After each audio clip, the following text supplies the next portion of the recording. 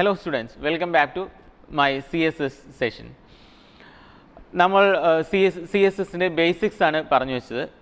ഇനി CSSൽ ഏതൊക്കെ രീതിയിൽ CSS ബ്ലോക്കുകൾ ആഡ് ചെയ്യാമെന്ന് കാണാം. Types of adding CSS to an HTML page. ആദ്യം നമുക്കൊന്ന് ലിസ്റ്റ് ചെയ്യാം. Universal selector, element selector, class selector, ID selector. Universal സെലക്ടറിൻ്റെ എക്സാമ്പിൾ വച്ചാണ് നമ്മളൊരു CSS പരിചയപ്പെട്ടത്.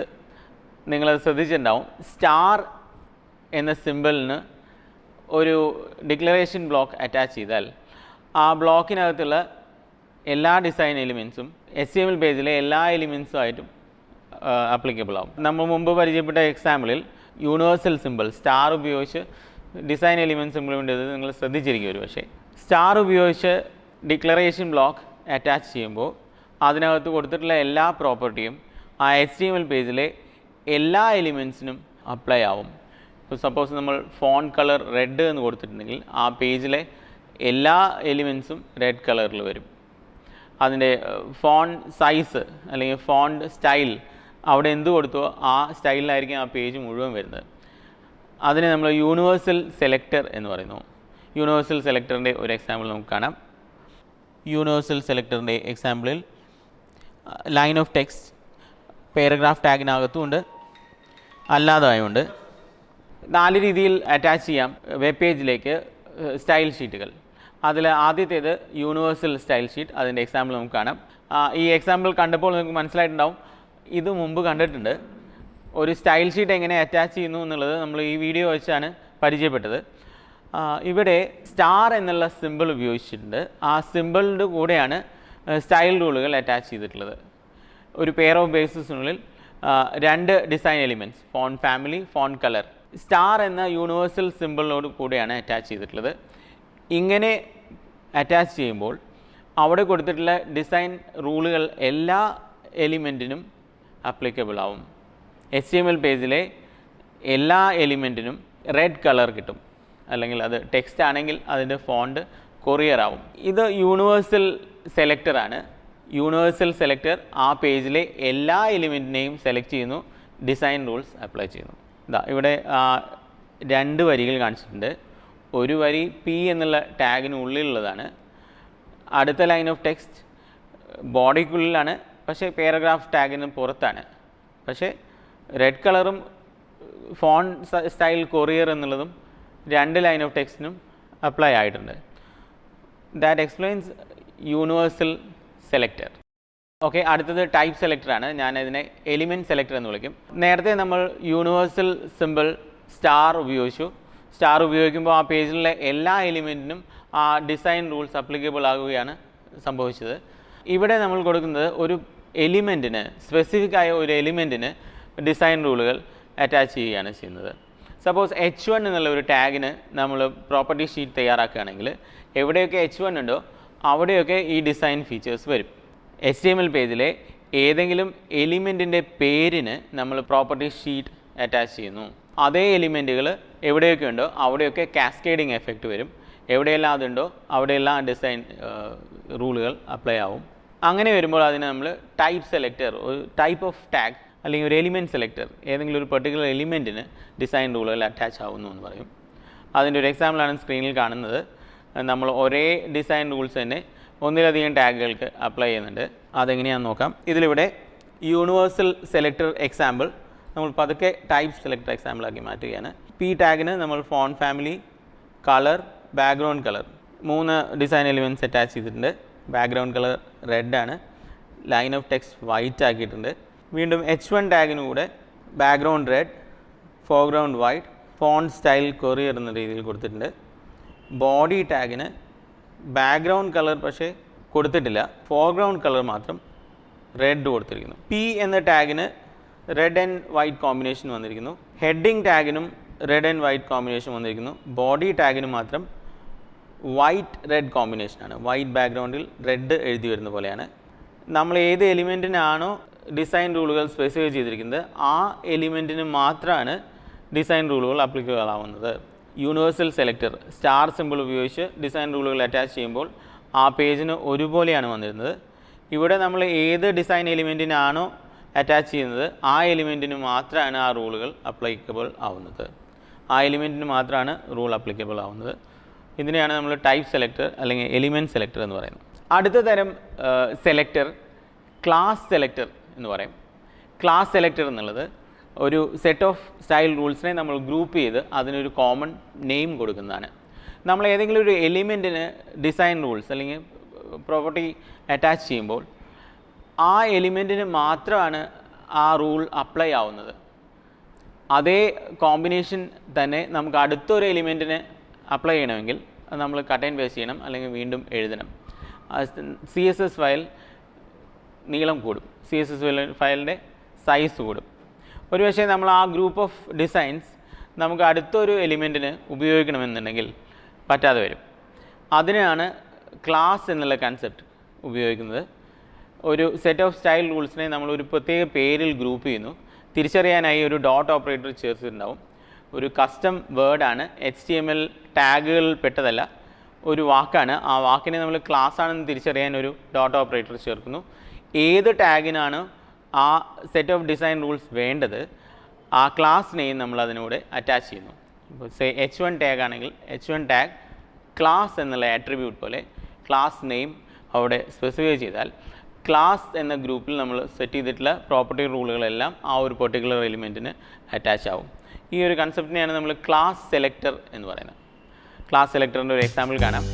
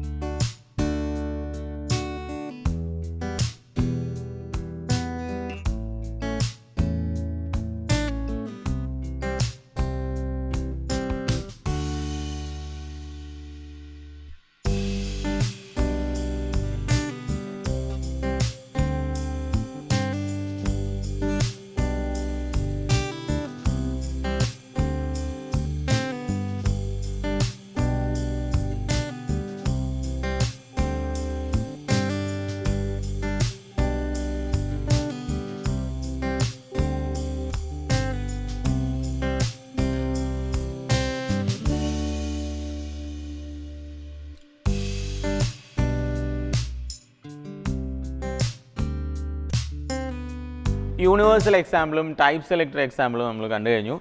അടുത്തത് ക്ലാസ് എക്സാമ്പിളാണ്. ക്ലാസ് എക്സാമ്പിൾ പ്രോപ്പർട്ടീസ് ഉപയോഗിച്ച് പറയാം. എംബഡിങ് CSS എന്ന ഭാഗം എക്സ്പ്ലെയിൻ ചെയ്യുമ്പോൾ 2 എക്സാമ്പിളുകൾ നമ്മൾ കണ്ടിരുന്നു. അതിൽ ചില പ്രോപ്പർട്ടീസ് നമ്മൾ ഉപയോഗിച്ചിരുന്നു. ആ പ്രോപ്പർട്ടികളുടെ എക്സാമ്പിൾ പൂർണ്ണമായ രീതിയിൽ നമ്മൾ പരീക്ഷിച്ച് നോക്കിയിരുന്നില്ല. അത് നമുക്കിവിടെ ക്ലാസ് സെലക്ടർ എക്സാമ്പിളിൽ പരീക്ഷിച്ച് നോക്കാം. ഈ ഒരു എക്സാമ്പിൾ നോക്കൂ. Align right, align left, align centre, align justify, ഇങ്ങനെ 4 ക്ലാസ്സുകൾ സ്റ്റൈൽ ഷീറ്റിൽ ക്രിയേറ്റ് ചെയ്തിട്ടുണ്ട്. ആദ്യത്തേതിൽ ടെക്സ്റ്റ് അലൈൻ റൈറ്റ് ലെഫ്റ്റ്, രണ്ടാമത്തേതിൽ ടെക്സ്റ്റ് അലൈൻ ലെഫ്റ്റ്, മൂന്നാമത്തേതിൽ ടെക്സ്റ്റ് അലൈൻ സെൻറ്റർ, അവസാനത്തേതിൽ അലൈൻ ജസ്റ്റിഫൈയിൽ font family, font size, colour എന്നീ പ്രോപ്പർട്ടികൾ കൂടെ കൊടുത്തിട്ടുണ്ട്. അപ്പോൾ ഇവിടെ ഒരു പ്രോപ്പർട്ടി ഷീറ്റിനകത്ത് 4 ക്ലാസ്സുകളുണ്ട്. ആ 4 ക്ലാസ്സുകൾ താഴെ വിവിധ പാരഗ്രാഫുകൾ ഉപയോഗിക്കുന്നുണ്ട്. ആദ്യത്തെ പാരഗ്രാഫ് അലൈൻ റൈറ്റ് ആണെങ്കിൽ രണ്ടാമത്തെ പാരഗ്രാഫ് അലൈൻ സെൻറ്റർ എന്ന ക്ലാസ്സാണ് ഉപയോഗിക്കുന്നത്. മൂന്നാമത്തെ പാരഗ്രാഫ് ടാഗ് അലൈൻ ലെഫ്റ്റ് ഉപയോഗിക്കുമ്പോൾ നാലാമത്തെ പാരഗ്രാഫ് ടാഗ് അലൈൻ ജസ്റ്റിഫൈ ആണ് ഉപയോഗിക്കുന്നത്. ഇതിൻ്റെ ഔട്ട്പുട്ട് നമുക്ക് നോക്കാം. ആദ്യത്തെ വരി വലത്തെ അറ്റത്തും രണ്ടാമത്തെ വരി സെൻറ്ററായി അലൈൻ ചെയ്തും മൂന്നാമത്തെ വരി ഇടത്തോട്ട് മുട്ടിയും അവസാനത്തെ 2 വശങ്ങളും കൃത്യമായി ട്രിം ചെയ്തും നിൽക്കുന്നുണ്ട്. ഈ എക്സാമ്പിളിലൂടെ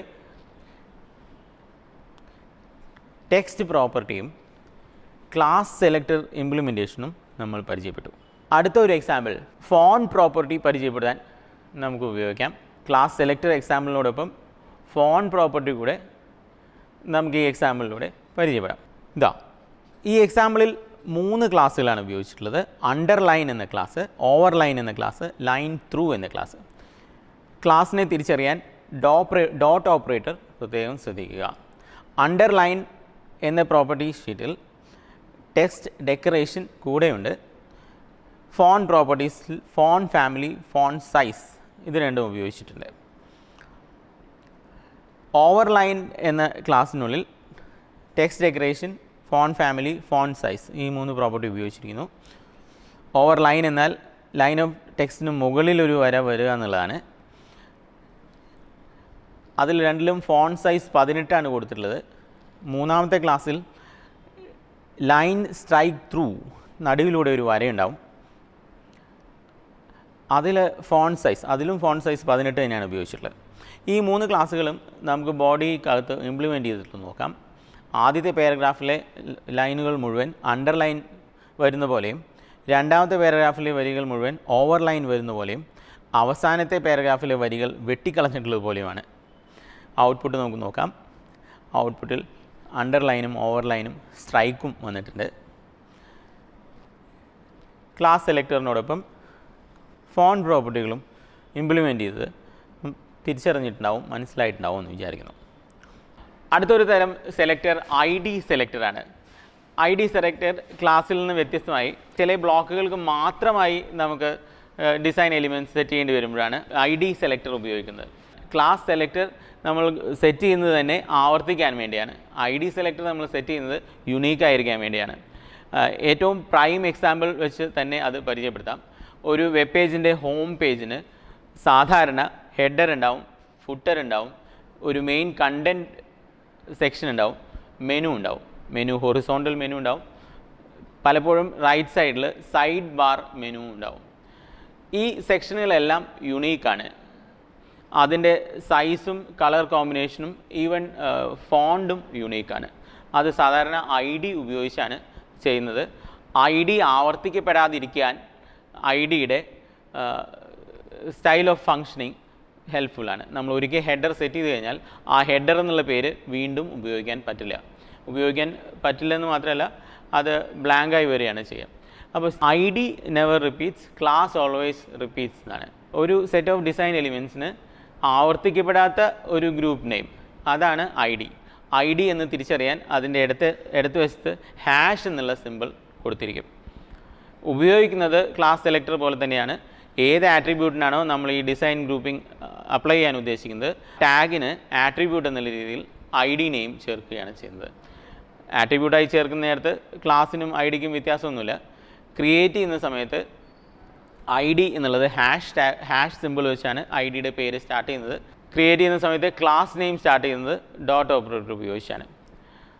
ഇതാണ് 4 തരം type selectors: universal selector, element selector, class selector, ID selector. ID സെലക്ടറിൻ്റെ ഒരു എക്സാമ്പിൾ നമുക്ക് കാണാം. ഇവിടെ ഒരു വെബ്സൈറ്റ് ഉണ്ട്. വെബ്സൈറ്റിന് ടൈറ്റിൽ, ഹെഡർ സെക്ഷൻ, ഒരു കണ്ടൻറ്റ് സെക്ഷൻ ഉണ്ട്. സൈഡിലൊരു സൈഡ് ബാർ, ഫുട്ടർ. നമുക്കതിൻ്റെ കോഡിലൂടെ കടന്നു പോകാം. കുറേ ടാഗുകളുണ്ട്. കുറേ ടാഗുകൾക്ക് ഡിസൈൻ നമ്മൾ അറ്റാച്ച് ചെയ്തിട്ടുണ്ട്, പ്രോപ്പർട്ടി റൂൾസ് അറ്റാച്ച് ചെയ്തിട്ടുണ്ട്. അതിൽ ഹെഡർ, ഫുട്ടർ, സൈഡ് ബാർ, നാവ് ബാർ മെനു ആണത്. ഇത്തരം ടാഗുകൾക്ക് മാത്രം സ്റ്റൈൽ റൂൾ ID ആണ്. മറ്റുള്ള പ്രോപ്പർട്ടീസിനെല്ലാം അറ്റാച്ച് ചെയ്തിരിക്കുന്ന സ്റ്റൈൽ റൂൾ ക്ലാസ് ആണ്. ഇതിൽ നിന്ന് IDയുടെ ഉപയോഗം, പ്രത്യേകിച്ച് ഒരു വെബ്സൈറ്റിൽ ID സെലക്ടറിൻ്റെ ഉപയോഗം നമുക്ക് മനസ്സിലാവും. അടുത്തത് സ്റ്റൈൽ ഷീറ്റുകൾ ഒരു HTML പേജിലേക്ക് ആഡ് ചെയ്യുന്ന വിവിധ രീതികളെക്കുറിച്ചാണ്. സ്റ്റൈൽ ഷീറ്റ് ഇതിനോടകം നമ്മൾ പല സമയത്തും പറഞ്ഞു വെച്ചു. സ്റ്റൈൽ ഒരു ടാഗിന് നേരിട്ട് കൊടുക്കാം. സ്റ്റൈൽ ഹെഡ് സെക്ഷനിൽ ഒരു ഷീറ്റായിട്ട് കൊടുക്കാവുന്നതാണ്. മൂന്നാമതൊരു തരം മാത്രമാണ് നമുക്ക് ഇതുവരെ പരാമർശിക്കാത്തത്. സ്റ്റൈൽ ഷീറ്റുകൾ നമുക്ക് സെപ്പറേറ്റ് ആയിട്ട് ഒരു ഫയലായിട്ട് കൊടുക്കാം. .css എന്നുള്ള എക്സ്റ്റൻഷനിൽ സ്റ്റൈൽ ഷീറ്റ് സെപ്പറേറ്റ് ആയിട്ടുള്ള ഒരു ഫയലായിട്ട് കൊടുക്കാം. അങ്ങനെ ചെയ്യുമ്പോഴാണ് CSSൻ്റെ ആശയം പൂർണ്ണമാകുന്നത്. ഒരു വെബ് പേജ് ഡിസൈൻ ചെയ്യാൻ നമ്മൾ കണ്ടെത്തിയ ഡിസൈൻ കോമ്പിനേഷൻ അടുത്തൊരു പേജിന് ഉപകാരമാകുമ്പോഴാണ് CSS എന്നുള്ള കൺസെപ്റ്റ് പൂർണ്ണമാകുന്നത്. അവിടെ നമ്മളുടെ ഡിസൈൻ റൂളുകളെല്ലാം നമ്മളൊരു സെപ്പറേറ്റ് ഫയലിലാണ് എഴുതുന്നത്. അതിനെ add CSS as an external file എന്ന് പറയും. മറ്റ് രണ്ട് രീതികൾ നമ്മൾ ഇതിനോടകം കണ്ടു കഴിഞ്ഞതാണ്. ഇൻലൈൻ എന്ന് പറയുമ്പോൾ ഒരു പേജിൽ തന്നെ അതിൻ്റെ ഹെഡ് സെക്ഷനിൽ കാസ്കേഡ് ചെയ്ത് എലിമെൻറ്റിനായിട്ട് അറ്റാച്ച് ചെയ്യാനാണെങ്കിൽ അങ്ങനെ, ക്ലാസ് ആയിട്ട് അറ്റാച്ച് ചെയ്യാനാണെങ്കിൽ അങ്ങനെ, അല്ലെങ്കിൽ ID ആയിട്ട് അറ്റാച്ച് ചെയ്യാനാണെങ്കിൽ അങ്ങനെ, ആ രീതിയിൽ ഹെഡ് സെക്ഷനിൽ ആ പേജിലെ ഡിസൈൻ റൂൾസ് എല്ലാം ചേർത്ത് വയ്ക്കുമ്പോൾ നമ്മളതിനെ ഇൻറ്റേർണൽ സ്റ്റൈൽ ഷീറ്റ് എന്ന് പറയുന്നു, അല്ലെങ്കിൽ ആഡിങ് സ്റ്റൈൽ ഷീറ്റ് ഇൻറ്റേർണലി എന്ന് പറയുന്നു. ഓരോ HTML ടാഗിനും അവിടെ തന്നെ ഡിസൈൻ റൂൾസ് അപ്ലൈ ചെയ്യുമ്പോൾ അതിന് ഇൻലൈൻ എന്ന് പറയുന്നു. ഇങ്ങനെ 3 രീതിയിലാണ് ഒരു വെബ് പേജിൽ സ്റ്റൈൽ ഷീറ്റുകൾ അറ്റാച്ച് ചെയ്യുന്നത്. ഒരു ടാഗിന് നേരിട്ട് അറ്റാച്ച് ചെയ്യുമ്പോൾ അതിനെ സ്റ്റൈൽ ഷീറ്റ് എന്ന് പറയാൻ പറ്റില്ല, സ്റ്റൈൽ എലിമെൻറ്റ്സ് കാസ്കേഡ് ചെയ്യുന്നു എന്ന് പറയാൻ പറ്റുള്ളൂ. ഇൻറ്റേർണൽ സ്റ്റൈൽ ഷീറ്റ് എന്ന് പറയുന്നത് നമ്മൾ ഹെഡ് സെക്ഷനിലാണ് അറ്റാച്ച് ചെയ്യുന്നത്. സ്റ്റൈൽ എന്നുള്ള ടാഗിനുള്ളിലാണ് അറ്റാച്ച് ചെയ്യുന്നത്. എക്സ്റ്റേണൽ സ്റ്റൈൽ ഷീറ്റിൽ ഈ ഡിസൈൻ റൂൾസ് എല്ലാം നമ്മൾ ടൈപ്പ് ചെയ്ത് വയ്ക്കുന്നത് വേറെ ഒരു ഫയലാണ്, അതിൻ്റെ എക്സ്റ്റൻഷൻ .css എന്നാണ്. ആ രീതിയിൽ തയ്യാറാക്കിയ ഒരു സ്റ്റൈൽ ഷീറ്റ് നമുക്ക് മറ്റ് വെബ്സൈറ്റുകൾക്ക് ഉപയോഗിക്കാവുന്നതാണ്. നെറ്റിൽ CSS സ്റ്റൈൽ ഷീറ്റുകൾ അവൈലബിൾ ആണ്, എടുത്ത് ഉപയോഗിക്കാവുന്നതാണ്. നമ്മൾ ഡിസൈൻ വർക്കുകൾ ടെംപ്ലേറ്റുകൾ അവൈലബിൾ ആയിട്ട് എടുത്ത് ഉപയോഗിക്കുന്നതാണ് സമയം ലാഭമാവാൻ നല്ലത്. പർച്ചേസ് ചെയ്യുന്ന രീതിയിൽ നല്ല അട്രാക്റ്റീവ് ആയിട്ടുള്ള സ്റ്റൈൽ ഷീറ്റുകൾ വരെ ഇൻ്റർനെറ്റിൽ അവൈലബിൾ ആണ്. ഇങ്ങനെ 3 രീതിയിലാണ് സ്റ്റൈൽ ഷീറ്റുകൾ നമ്മുടെ വെബ് പേജുമായി അറ്റാച്ച് ചെയ്യാൻ കഴിയുക. ഓർക്കുക, ഇൻലൈൻ, ഇൻറ്റേർണൽ, എക്സ്റ്റേണൽ. ഇനി നമുക്കിതിൻ്റെ എക്സ്റ്റേണൽ സ്റ്റൈൽ ഷീറ്റിൻ്റെ എക്സാമ്പിൾ കാണാം. Ways to add CSS to a web page. Web പേജിലേക്ക് CSS ആഡ് ചെയ്യുന്ന 3 രീതികളുണ്ട്. Inline, internal, external. ഇൻലൈൻ ആയി സ്റ്റൈൽ ഡിസൈനുകൾ ആഡ് ചെയ്യുന്നത് നമുക്ക് കാണാം. ഒരു എക്സാമ്പിളിലൂടെ അത് മനസ്സിലാക്കാം. ഇവിടെ ഈ എക്സാമ്പിളിൽ ഹെഡിങ് ടാഗിന് ഫോണ്ട് ഫാമിലി, കളർ ഈ 2 ഡിസൈൻ എലിമെൻറ്റ്സ് ആഡ് ചെയ്തിരിക്കുന്നു. ഹെഡിങ് ടാഗിന് കൊറിയർ ഫോണ്ട് സ്റ്റൈലും ബ്ലൂ കളറും വരാവുന്ന രീതിയിലാണ് കൊടുത്തിട്ടുള്ളത്. ആദ്യത്തെ ഹെഡിങ്ങിന് ഡിസൈൻ ചെയ്തിട്ടുള്ളപ്പോൾ രണ്ടാമത്തെ ഹെഡിങ്ങിന് ഡിസൈൻ ചെയ്തിട്ടില്ല. നമുക്ക് ഔട്ട്പുട്ട് നോക്കാം. ഔട്ട്പുട്ടിൽ ആദ്യത്തെ കളർ ബ്ലൂ കളറിൽ വന്നിട്ടുണ്ട്. ഫോണ്ട് സ്റ്റൈൽ ഡിഫോൾട്ടായിട്ടുള്ള ഫോണ്ടിൽ നിന്നും വ്യത്യാസമുണ്ട്. കൊറിയർ ആണ് എന്ന് അനുമാനിക്കാം. ഇൻലൈൻ എക്സാമ്പിൾ ഇതിൽ നിന്ന് വ്യക്തമാണ്. ഇനി ഇതേ ഇൻലൈൻ എക്സാമ്പിൾ തന്നെ എക്സ്റ്റേണൽ സ്റ്റൈൽ ഷീറ്റായി എങ്ങനെ മാറ്റാമെന്ന് നോക്കാം. എക്സ്റ്റേണൽ സ്റ്റൈൽ ഷീറ്റ് എന്ന് പറയുമ്പോൾ style design element style sheet ആക്കുന്നത് മാത്രമല്ല, ആ സ്റ്റൈൽ ഷീറ്റ് വേറെ സെപ്പറേറ്റ് ആയിട്ടുള്ള ഒരു ഫയലായിട്ടാണ് നമ്മൾ ഉപയോഗിക്കുന്നത്. ആ സെപ്പറേറ്റ് ഫയലിനെ ലിങ്ക് ടാഗ് ഉപയോഗിച്ച് നമ്മളുടെ ഒറിജിനൽ HTML ഫയലായിട്ട് അറ്റാച്ച് ചെയ്യുകയാണ് ചെയ്യുന്നത്. ആ എക്സാമ്പിൾ നോക്കാം. ഇവിടെ എക്സ്റ്റേണൽ സ്റ്റൈൽ ഷീറ്റിൽ font family, font style, font colour ഈ 3 ഡിസൈൻ എലിമെൻറ്റ്സും P ടാഗിനും അറ്റാച്ച് ചെയ്യുന്നതായി കാണാം. ബോഡി ടാഗിന് ഗ്രീൻ കളർ ബാക്ക്ഗ്രൗണ്ട് കൊടുത്തിട്ടുമുണ്ട്. ഈ 2 പ്രോപ്പർട്ടികളും സേവ് ചെയ്തിരിക്കുന്നത്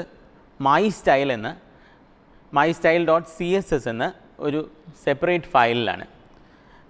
അത് HTML പേജിലേക്ക് ലിങ്ക് ടാഗ് ഉപയോഗിച്ച് അറ്റാച്ച് ചെയ്തിരിക്കുന്നു.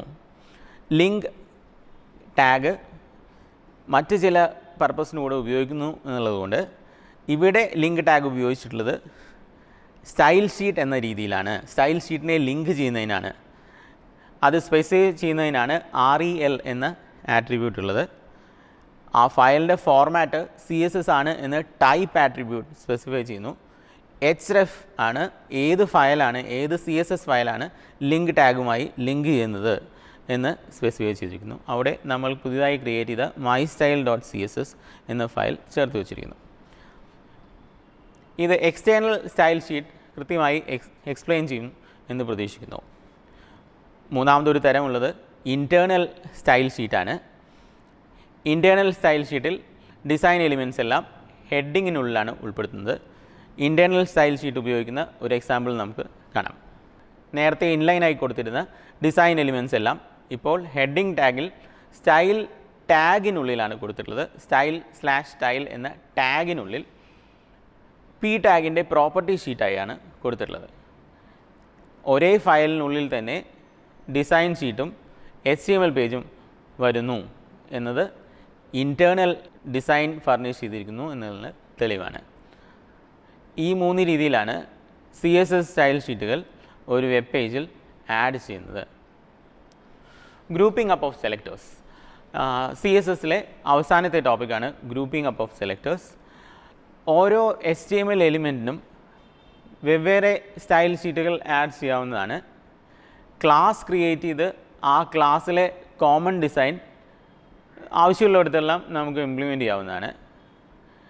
ഇതുപോലെ തന്നെ ഒന്നിലധികം ടാഗ് എലിമെൻറ്റുകൾക്ക്, ഒന്നിലധികം HTML ടാഗ് എലിമെൻറ്റുകൾക്ക് തന്നെ ഒരേ ഡിസൈൻ തന്നെ മതിയാകും എങ്കിൽ അത്തരം എലിമെൻറ്റുകളെ നമുക്ക് ഗ്രൂപ്പ് ചെയ്യാവുന്നതാണ്. എക്സാമ്പിൾ ശ്രദ്ധിക്കൂ. ഇവിടെ P ടാഗിനും H1 ടാഗിനും ഒരേ ഡിസൈൻ റൂളുകളാണ് നമ്മൾ ഇംപ്ലിമെൻറ്റ് ചെയ്യാൻ പോകുന്നത്. Background colour code EEE for C1, foreground colour blue. ഈ 2 ഡിസൈൻ റൂൾസ് നമ്മൾ രണ്ടിനും ഒരുപോലെ വരാവുന്ന രീതിയിൽ P, സെപ്പറേറ്റർ ഉപയോഗിച്ച് P, H1 എന്ന രീതിയിൽ കൊടുത്തിരിക്കുന്നു. ഇങ്ങനെ കൊടുക്കുമ്പോൾ H1ൻ്റെ ഡിസൈനും പാരഗ്രാഫിൻ്റെ ഡിസൈനും ഒരുപോലെ ഇരിക്കും. ഈ എക്സാമ്പിളിലൂടെ നമുക്ക് കടന്നു പോകുമ്പോൾ ഔട്ട്പുട്ടിൽ H1 എന്ന ഹെഡ് ഗ്രേ ബാക്ക്ഗ്രൗണ്ട് കളറിലാണ്. അതുപോലെ തന്നെയാണ് പാരഗ്രാഫ് ടാഗിൻ്റെ ഡിസൈനും.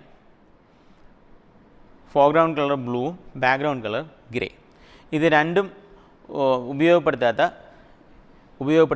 H2 heading Times New Roman black and white കോമ്പിനേഷനിൽ പേജിൽ പ്രസൻറ്റുമാണ്.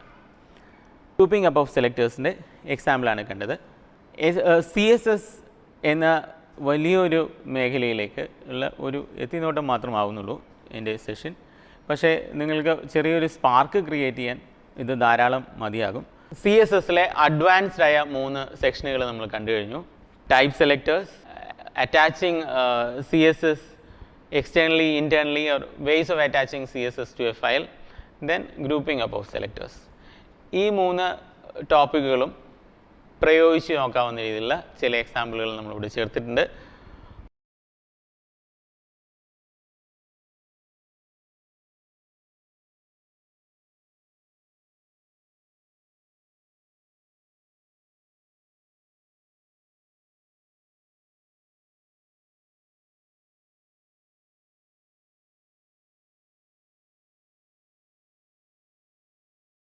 ഇതെല്ലാം നിങ്ങൾ പരീക്ഷിക്കുന്നു വിശ്വസിക്കുന്നു. മറ്റ് ചാപ്റ്ററുകളെക്കാളും രസകരമായ കൺസെപ്റ്റാണ്. ഇത് നിങ്ങൾ പരീക്ഷിച്ച് നോക്കുമെന്ന് വിചാരിക്കുന്നു. ഈ ഒരു ഡിസൈനിങ്ങിൻ്റെ ലോകത്തേക്ക് ഉള്ള ഒരു വാതിൽ തുറക്കാൻ എൻ്റെ സെഷൻ കാരണമാവട്ടെ എന്ന് ആഗ്രഹിക്കുന്നു.